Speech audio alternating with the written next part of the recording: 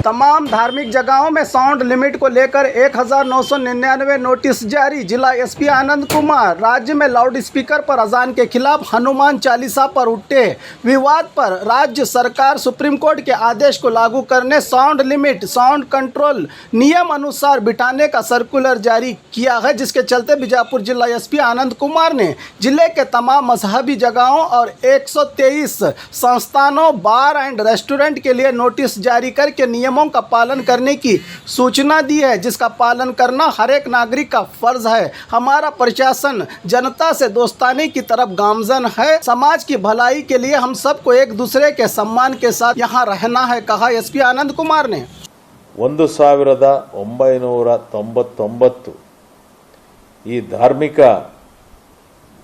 ಏನು ಸಂಸ್ಥೆಗಳಿದ್ದಾವೆ, ಅದು ದೇವಸ್ಥಾನ ಇರ್ಬೋದು, ಮಸೀದಿಗಳಿರ್ಬೋದು, ಚರ್ಚ್ಗಳಿರ್ಬೋದು, ಈ ಎಲ್ಲ ಧಾರ್ಮಿಕ ಸ್ಥಳಗಳಿಗೆ ಏನು ನಿಯಮಿತವಾದ ಶಬ್ದ ಲಿಮಿಟ್ ಏನು ಮಾಡಲಾಗಿದೆ, ಆ ಇತಿಮಿತಿ ಒಳಗಡೆ ನಿಮ್ಮ ಯೂಸೇಜ್ ಇರಲಿ ಅನ್ನುವಂಥ ನಿಟ್ಟಿನಲ್ಲಿ ನಾವು ಈಗಾಗಲೇ ಸುಮಾರು 1999ರಷ್ಟು ನೋಟಿಸನ್ನು ಅವರಿಗೆ ಜಾರಿ ಮಾಡಿದ್ದೇವೆ.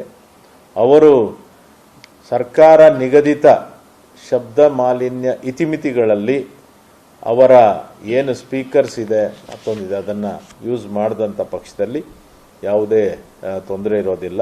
ಆದರೆ ಅದನ್ನು ಮೀರಿ ಮಾಡಿದಂಥ ಪಕ್ಷದಲ್ಲಿ ಅವ್ರ ಮೇಲೆ ಕಾನೂನಿನ ರೀತಿಯ ಕ್ರಮಗಳನ್ನು ಕೈಗೊಳ್ಳಬೇಕಾಗ್ತದೆ ಅಂತೇಳಿ ನಾವು ಈಗಾಗಲೇ ನೋಟಿಸನ್ನು ಜಾರಿ ಮಾಡಿದ್ದೇವೆ. ಮತ್ತು ಕೇವಲ ರಿಲಿಜಿಯಸ್ ಇನ್ಸ್ಟಿಟ್ಯೂಷನ್ಸ್ ಮಾತ್ರವಲ್ಲದೆ ಕೆಲವು ಕಡೆ ಬಾರ್ಸ್, ರೆಸ್ಟೋರೆಂಟ್ಸ್ ಮತ್ತು ಇತರೆ ಸಂಸ್ಥೆಗಳಲ್ಲೂ ಕೂಡ ಈ ರೀತಿ ಶಬ್ದ ಮಾಲಿನ್ಯವನ್ನು ಮಾಡುವಂತಹ ಅವಕಾಶಗಳು ಎಲ್ಲೆಲ್ಲಿ ಕಂಡು ಬಂದಿದೆ ಅಂತಹ ಸಂಸ್ಥೆಗಳಿಗೂ ಕೂಡ ನಾವು ನೋಟಿಸನ್ನು ಜಾರಿ ಮಾಡಿದ್ದೇವೆ.